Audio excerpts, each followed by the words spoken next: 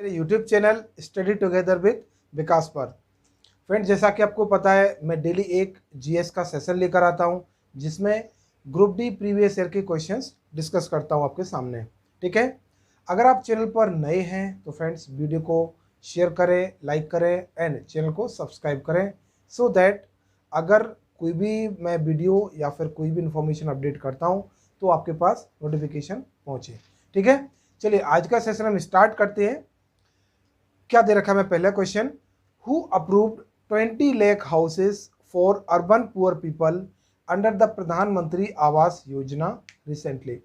मतलब जो कि हमारे 20 लाख हाउसेस हैं वो किसने अप्रूव किए अंडर द प्रधानमंत्री आवास योजना।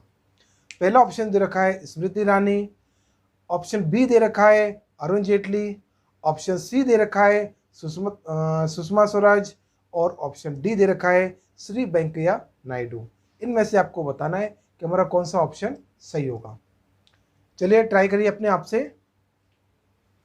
जिन दोस्तों को पता है बहुत अच्छी बात है, जिनको नहीं पता है चलिए यहाँ पर देखेंगे।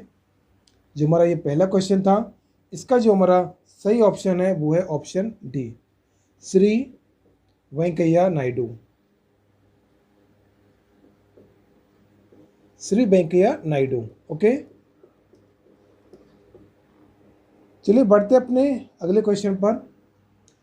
Who among the following is the first women lawyer to be directly appointed as the जज ऑफ सुप्रीम कोर्ट। हमारी जो इंडिया की फर्स्ट वुमेन लॉयर हैं जो कि directly as a supreme court की जज अपॉइंट की गई हैं, आपको बताना है। ऑप्शन ए बृंदा ग्रोवर, अगला ऑप्शन है मेनका गोस्वामी, थर्ड ऑप्शन है Meenakshi Arora and option D is Indu Malhotra. आपको बताना है कि हमारी जो इंडियन लॉयर हैं जो कि रिसेंटली क्या बोलते हैं जज ऑफ सुप्रीम कोर्ट अपॉइंट की गई हैं, बताइए। ये हमारा करंट अफेयर्स का क्वेश्चन था और ये अपॉइंटमेंट से भी रिलेटेड क्वेश्चन है। देखिए आपने देखा होगा कि नेशनल और इंटरनेशनल अपॉइंटमेंट से भी क्वेश्चन पूछे जाते हैं। सपोज कोई बड़ी कंपनी है उसका एमडी एंड सीईओ या फिर बैंक के एमडी सीईओ तो इस तरीके से चेंज होते हैं तो हमारे करंट अफेयर्स के बहुत ही इंपॉर्टेंट क्वेश्चंस बन जाते हैं। इसमें जो हमारा ऑप्शन डी दे रखा है इंदु मल्होत्रा, ये हमारा बिल्कुल सही आंसर है, इंदु मल्होत्रा। ओके, चलिए नेक्स्ट हमसे क्या पूछा है। In the current, if the current flowing through a circuit is 0.6 ampere for 6 minute, अगर किसी वायर से या कंडक्टर से या किसी सर्किट से 0.6 एम्पियर करंट फ्लो करता है 6 मिनट के लिए तो find the amount of electrical charge flowing through it. तो उससे उस कंडक्टर से या फिर सर्किट से कितना अमाउंट ऑफ चार्ज फ्लो करेगा, ये आपको बताना है। देखिए आपने पहले अगर फॉर्मूला पढ़ रखा हो इलेक्ट्रिसिटी चैप्टर में या फिर करंट चैप्टर में तो क्या फॉर्मूला होता है, Q। चार्ज का फॉर्मूला होता है Q equal to IT। The amount of charge flowing through a conductor is directly proportional to the amount of charge flowing for a unit for a some period for certain period of time. मतलब जो हमारा conductor से charge flow होता है वो direct current multiply by कितने time के लिए फ्लो हुआ, इन दोनों का प्रोडक्ट के बराबर होता है। अब देखिए यहाँ पर हमें चार्ज दे रखा है 0.6 एम्पियर एंड टाइम दे रखा है 6 मिनट। तो हमारे 6 मिनट में कितने सेकंड्स होंगे, 360 सेकंड्स। ओके, जब आप इसको मल्टीप्लाई करेंगे तो आपके पास आएगा 216 कूलम। तो ये हमारा ऑप्शन देखेंगे किसमें दे रखा है, ये हमारा ऑप्शन बी 216 सेकेंड्स कूलम दे रखा है। तो हमारा ऑप्शन बी बिल्कुल सही आंसर है। ऑप्शन बी में क्या दे रखा है 216 कूलम। ठीक है, ये हमारा बिल्कुल सही आंसर था। ये देखिए आपने देखा होगा रेलवे बहुत ही बेसिक क्वेश्चंस पूछता है जो कि बहुत शॉर्ट सिंपल होते हैं। आप चाहें तो ऐसे क्वेश्चंस ओरली भी सॉल्व कर सकते हैं। ठीक है, जिनको नहीं पता है वो यहाँ पर देखकर यहाँ से सीखेंगे कैसे सॉल्व करना था। ठीक है, चलिए बढ़ते अपने अगले क्वेश्चन की ओर। अगला क्वेश्चन हमसे क्या पूछा है, Kanha national park is in which state, जो हमारा कान्हा नेशनल पार्क है ये हमारे किस राज्य में स्थित है? उत्तर प्रदेश, मध्य प्रदेश, असम और गुजरात। आपको बताना है कि हमारा किस राज्य में स्थित है कान्हा नेशनल पार्क। ये आपने देखा होगा, ये हमारा स्टैटिक जीके का क्वेश्चन है, और कहीं ना कहीं ये क्वेश्चन ही हमसे क्यों पूछा गया, क्योंकि हो सकता है ये हमारा क्वेश्चन करंट अफेयर्स में भी किसी न किसी न्यूज़ से रिलेटेड या किसी मतलब कुछ भी इवेंट से रिलेटेड आया होगा, इसलिए क्वेश्चन हमसे पूछा गया है। तो आपको बताना है कि इसमें हमारा कौन सा आंसर सही होगा, बताइए। देखिए, जब मैं यहाँ पर 1 2 3 लिखता हूँ ना, ऐसे ही आप अपनी कॉपी में नोट डाउन करके आप अपने आप को जज करिए कि आपके कितने क्वेश्चंस अपने आप ही सही होते हैं।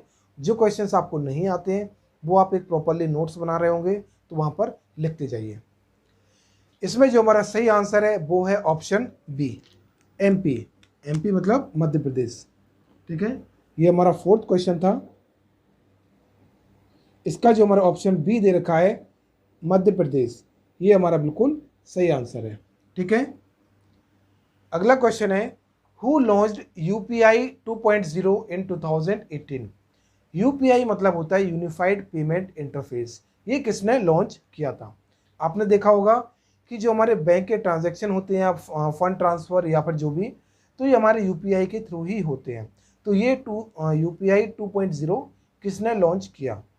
एनपीसीआई, आईसीआईसीआई, एचडीएफसी और एसबीआई। तो आपको पता होगा जो इसकी हेड ऑर्गेनाइजेशन है या फिर इसकी जो बड़ी ऑर्गेनाइजेशन है जो ये एक्टिविटीज़ कंट्रोल करती है, उसका नाम है एनपीसीआई। एनपीसीआई की फुल फॉर्म आई होप काफ़ी लोगों को पता होगा, जिन लोगों को नहीं पता है उन्हें मैं बताऊंगा। NPCI, national payment corporation of India. Okay, जो बैंकिंग के स्टूडेंट हैं उन्हें इनके बारे में और भी काफ़ी नॉलेज होगी।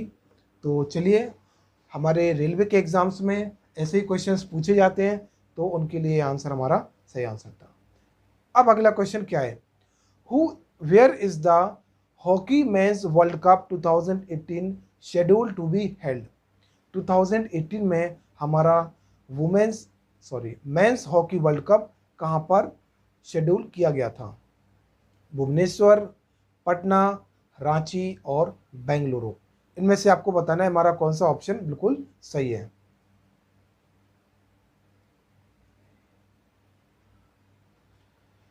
इसमें जो हमारा सही आंसर है वो है ऑप्शन ए। ऑप्शन ए हमें क्या दे रखा है? भुवनेश्वर। भुवनेश्वर ये हमारा बिल्कुल सही आंसर है। ओके, आपने देखा होगा कि स्पोर्ट्स से रिलेटेड हमारा ये क्वेश्चन था, जो कि वेन्यू से रिलेटेड था, कि हमारा ये स्पोर्ट या फिर ये जो भी हमारे स्पोर्ट्स होते हैं कहाँ पर शेड्यूल किए गए थे। अगला क्वेश्चन हमसे पूछा है, who among the following won the 2018 Santokba humanitarian award? ये देखिए, आपने देखा ये हमारे करंट अफेयर्स का अवार्ड से रिलेटेड क्वेश्चन है। सेंतोक्वा ह्यूमैनिटेरियन अवार्ड किसने जीता? राजकुमारी बनर्जी, दयाबाई, ऑप्शन सी दे रखा है Kailash Satyarthi, and option D दे रखा है सबिता बेगम। इनमें से आपको बताना है कि हमारा कौन सा ऑप्शन बिल्कुल सही है।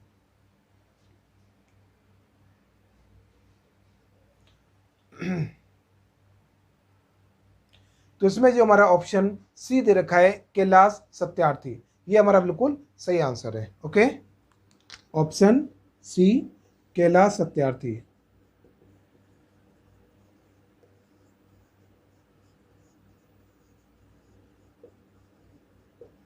देखिए, आपने यहाँ पर अगर आपने पिछले सेशंस हमारे देख रखे होंगे तो आपने देखा होगा अवार्ड से रिलेटेड, बुक्स एंड ऑथर से रिलेटेड, स्पोर्ट्स से रिलेटेड काफ़ी क्वेश्चंस पूछे जाते हैं।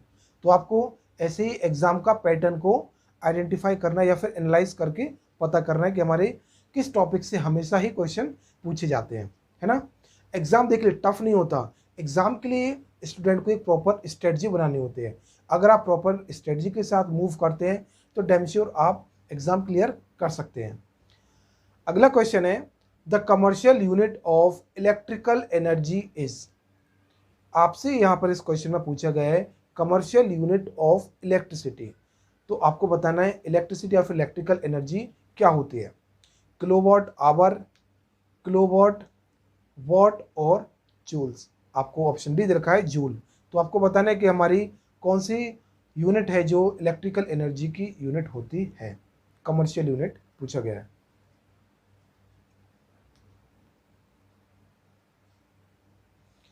तो आपको यहाँ पर पता होगा जिनको, तो वो लोग यहाँ पर आंसर बता सकते हैं कि हमारे जो ऑप्शन ए दे रखा है किलोवाट आवर, ये हमारी इलेक्ट्रिकल एनर्जी की यूनिट होती है, कमर्शियल यूनिट। ठीक है, अगला क्वेश्चन है which of the following has the highest melting and boiling point. इसमें आपसे highest melting and boiling point पूछा गया है, किस एलिमेंट का होगा, लिथियम, फॉस्फोरस, कार्बन और आर्गन। आर्गन जो होता है हमारा, इनमें से किसका highest melting and boiling point होगा, बताइए।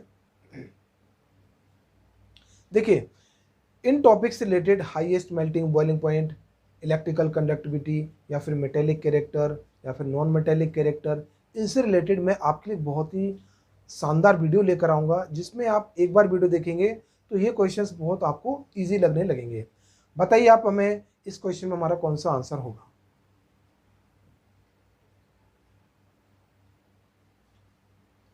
इसमें जो हमारा ऑप्शन डी सी दे रखा है कार्बन, ये हमारा बिल्कुल सही आंसर है। ऑप्शन सी दे रखा है कार्बन। ओके, मैं लिखता हूं यहां पर।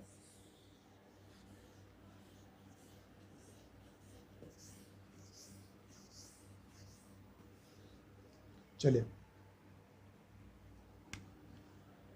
ऑप्शन सी कार्बन, ये हमारा कौन सा क्वेश्चन था, ये हमारा 9th क्वेश्चन। ओके, चलिए, कार्बन हमारा टेट्रावैलेंट होता है, ये आपने देखा होगा। कार्बन यहाँ पर, ये आपने अगर हाइड्रोकार्बन पढ़ रखा होगा तो आपको पता होगा कि कार्बन कार्बन के साथ भी बॉन्डिंग कर सकता है, कार्बन हाइड्रोजन के साथ भी कर सकता है, मतलब सेम टाइप के एलिमेंट से भी बॉन्डिंग कर सकता है और डिफरेंट एलिमेंट से भी बॉन्डिंग कर सकता है। चलिए, अगला क्वेश्चन है acidity in a person can be cured by consuming what. जो हमारे अंदर एसिडिटी होती है वो हम किस चीज़ को खाकर या कंज्यूम करके कंट्रोल कर सकते हैं, baking soda solution, vinegar solution, lemon juice और बटर मिल्क। तो इन चारों ऑप्शन में से हमारा कौन सा ऑप्शन बिल्कुल सही होगा। देखिए, कहीं ना कहीं मैंने आपका जो पिछली क्लास थी उसमें भी एक बेकिंग सोडा से रिलेटेड क्वेश्चन था कि जब आपको मधुमक्खी काट लेती है तो आपको कौन सा सॉल्यूशन यूज़ करना होता है उसे क्योर करने के लिए या फिर उसे ट्रीट करने के लिए। तो देखिए, कहीं ना कहीं उससे रिलेटेड ही ये क्वेश्चन है, तो इसका मोस्ट ऑफ द स्टूडेंट को आंसर पता होगा। जो हमारा ऑप्शन ए दे रखा है बेकिंग सोडा सॉल्यूशन, ये हमारा बिल्कुल सही आंसर है। ओके, 10th क्वेश्चन का जो हमारा ऑप्शन ए है baking soda solution, baking soda solution. Okay, ये हमारा बिल्कुल सही आंसर है। चलिए, बढ़ते अपने अगले क्वेश्चन पर। अगला क्वेश्चन हमसे क्या पूछा है, due to presence of dash a type of connective tissue in our ears the ears can be folded. हमारे कानों में कौन से कनेक्टिव टिश्यूज होते हैं जिनकी वजह से हम अपने जो हमारे ईयर्स होते हैं ना, ये फोल्ड हो जाते हैं या फिर इनको ऐसे टर्न भी कर सकते हैं। देखिए, ऐसे टर्न भी कर सकते हैं। ठीक है, तो बताइए, बोन्स, कार्टिलेज, टेंडोन्स और लिगामेंट, इनमें से आपको बताना है हमारे कौन से कनेक्टिव टिश्यू ईयर्स में प्रेजेंट होते हैं जिसकी वजह से ये फ्लेक्सिबल होते हैं। तो बताइए। आई होप काफ़ी स्टूडेंट को आंसर पता होगा, जिन्हें नहीं पता है उन्हें मैं बताऊंगा। जो हमारा ऑप्शन बी दे रखा है, ऑप्शन बी 11th क्वेश्चन का ऑप्शन बी कार्टिलेज। ओके, ये हमारा बिल्कुल सही आंसर है। चलिए, अगला हमसे पूछा है in which year did the Dandi salt march happen. Dandi salt march happen, हमारा जो डांडी सॉल्ट मार्च था वो कब हुआ, 1925, 1928, 1930 और 1935। ये हमारा बहुत ही इंपॉर्टेंट क्वेश्चन है फ्रेंड्स, इसको स्टार मार्क करके इसे रखना, या फिर अपने जहाँ पर भी आप क्वेश्चंस नोट डाउन करते हैं वहाँ पर इसे लिखिए।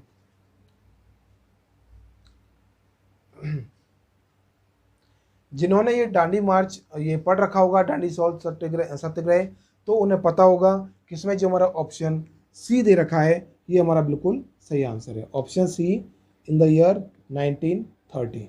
ओके, ये हमारा बिल्कुल सही आंसर है। चलिए आगे बढ़ते हैं। What is the position of image formed by a concave mirror when the object is placed at the centre of curvature of the spherical mirror.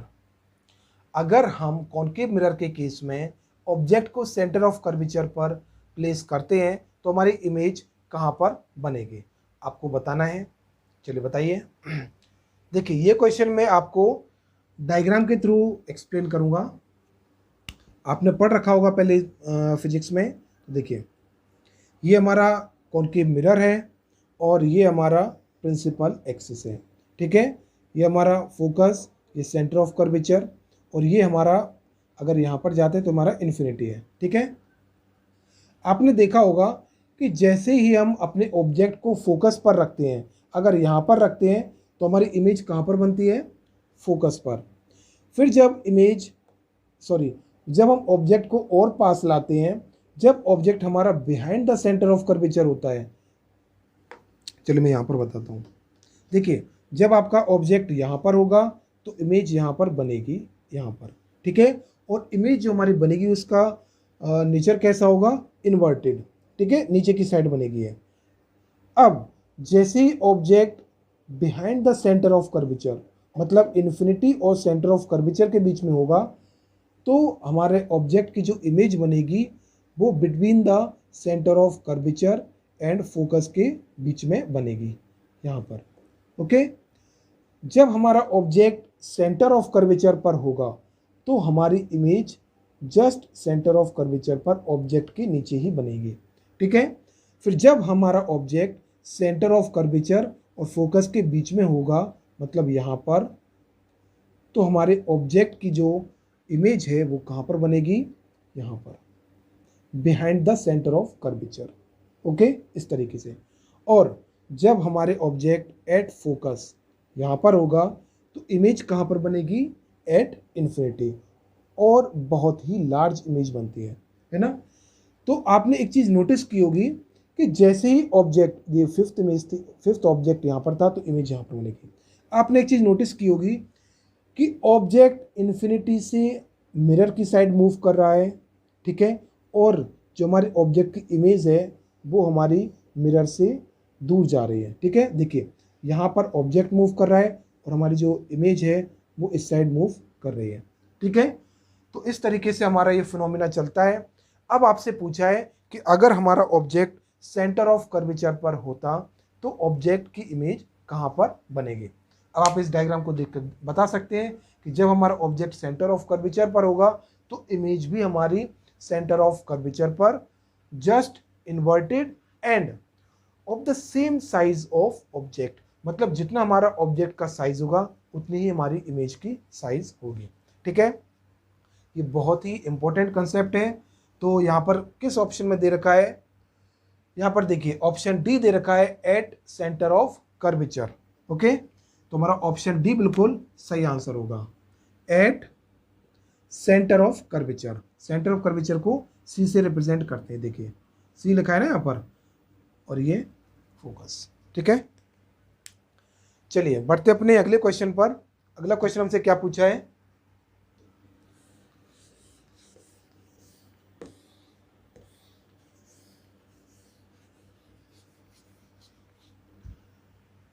चलिए, which private sector bank has the union government engaged to enable cashless payment at the e-name portal, on the e-name portal।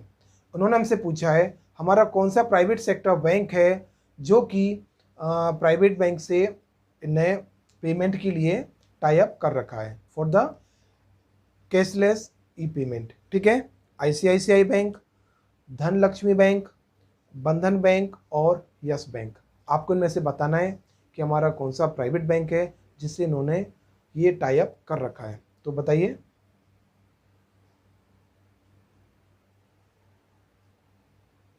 इसका जो हमारा सही answer है वो है option A, हमारा ICICI bank.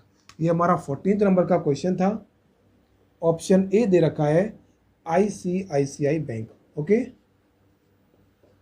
तो आईसीआईसीआई बैंक ने हमारा इन कैशलेस पेमेंट के लिए टाई अप कर रखा है। चलिए बढ़ते हैं अपने अगले क्वेश्चन पर। In March 2018 which state government launch the Amma Gaon Amma Vikas programme to reach out of people in rural areas and involve them in development activities. इन्होंने हमसे पूछा है कि हमारे किस स्टेट ने अम्मा गांव अम्मा विकास, ठीक है, अम्मा गांव अम्मा विकास ये प्रोग्राम लॉन्च किया था फॉर द डेवलपमेंट एक्टिविटीज। तो आपको बताना है किस स्टेट ने ये प्रोग्राम लॉन्च किया है। ये बहुत ही इम्पोर्टेंट और कह सकते हैं बहुत ही ज़्यादा हाईलाइटेड इससे न्यूज़ रही थी। तो जिन स्टूडेंट्स को पता है बहुत अच्छी बात है, जिन्हें नहीं पता है उन्हें बताऊंगा। जो हमारा उड़ीसा है उसने ये प्रोग्राम लॉन्च किया था, ठीक है, उड़ीसा। 15 क्वेश्चन है और इसका ऑप्शन जो ए दे रखा है उड़ीसा, ये हमारा बिल्कुल सही आंसर है। चलिए बढ़ते हैं अपने अगले क्वेश्चन पर। अगला क्वेश्चन हमसे क्या पूछा है, which player autobiography is named playing it my way. Playing it my way ये किस क्रिकेटर की ऑटोबायोग्राफी है। राहुल द्रविड़, विनोद कांबले, सचिन तेंदुलकर और कपिल देव। इनमें से आपको बताना है कि हमारे किस क्रिकेटर की ये ऑटोबायोग्राफी है। ये तो बहुत ही इजी क्वेश्चन है। स्पोर्ट्स जो हमारे स्पोर्ट्स लवर है ना स्टूडेंट्स, उनके लिए बहुत ही एकदम इजी क्वेश्चन है, बिल्कुल कह सकते हैं आप लॉलीपॉप क्वेश्चन है ये। तो जो लोग स्पोर्ट्स से रिलेटेड या फिर कनेक्ट रहते हैं या फिर स्पोर्ट्स में जिनको ज़्यादा इंटरेस्ट है उनके लिए बहुत ही इजी क्वेश्चन है। तो बताइए। चलिए मैं बताता हूँ। यहाँ पर हमारे जो ऑप्शन सी दे रखा है सचिन तेंदुलकर, सचिन तेंदुलकर, ये हमारा बिल्कुल सही आंसर है। ओके, चलिए बढ़ते हैं आगे। Across which river is the Almaty dam built. Almaty dam है ये हमारा किस रिवर पर बना हुआ है। गोदावरी, महानदी, कावेरी और कृष्णा, इन चारों में से आपको बताना है अलमाती डैम कहाँ पर है, किस रिवर पर बना हुआ है।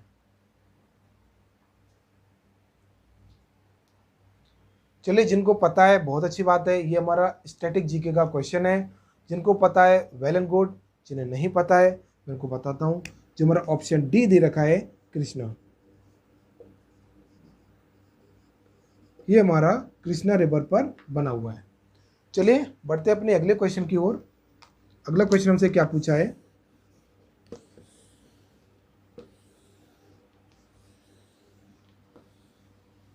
चलिए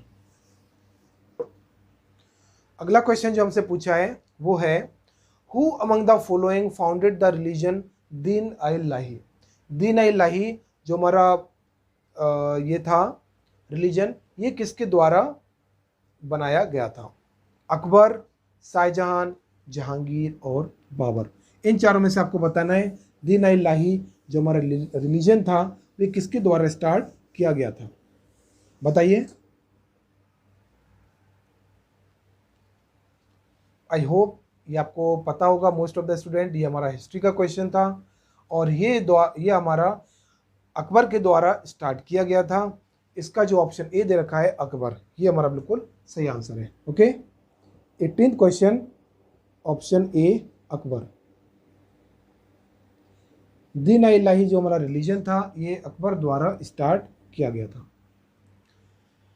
Calculate the current drawn from a generator having a voltage output 220 volt when connected to a motor having power 1100 watt।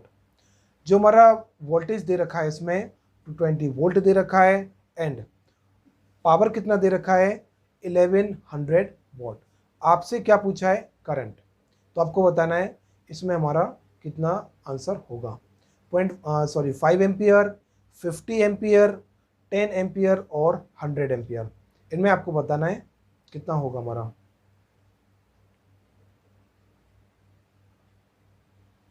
देखिए, आपने एक बहुत ही इजी सा फॉर्मूला आपको मैं बताता हूँ, ये क्वेश्चन कैसे सॉल्व करना है। ये हमारा 19th क्वेश्चन था।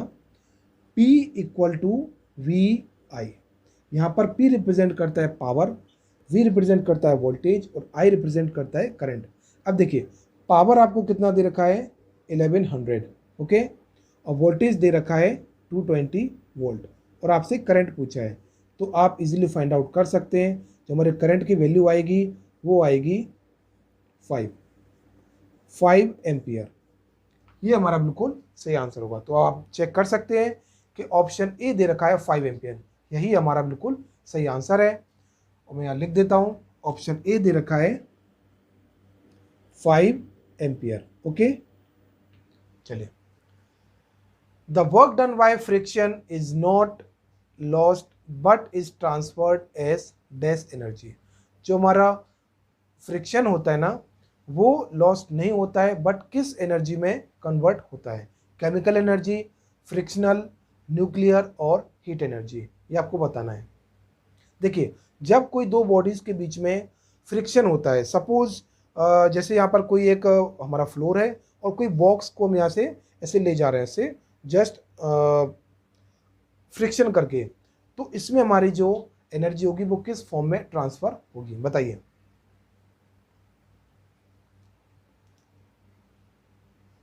देखिए, आपने सर्दियों के टाइम में एक बहुत बेसिक आपको एक एग्जांपल देता हूँ। सर्दियों के टाइम में आप ऐसे हाथ रब करते हैं ना, ऐसे इस तरीके से, तो इससे क्या होता है, हीट प्रोड्यूस होती है। और यहाँ पर क्या हो रहा है, फ्रिक्शन, हमारे हैंड्स के बीच में फ्रिक्शन हो रहा है।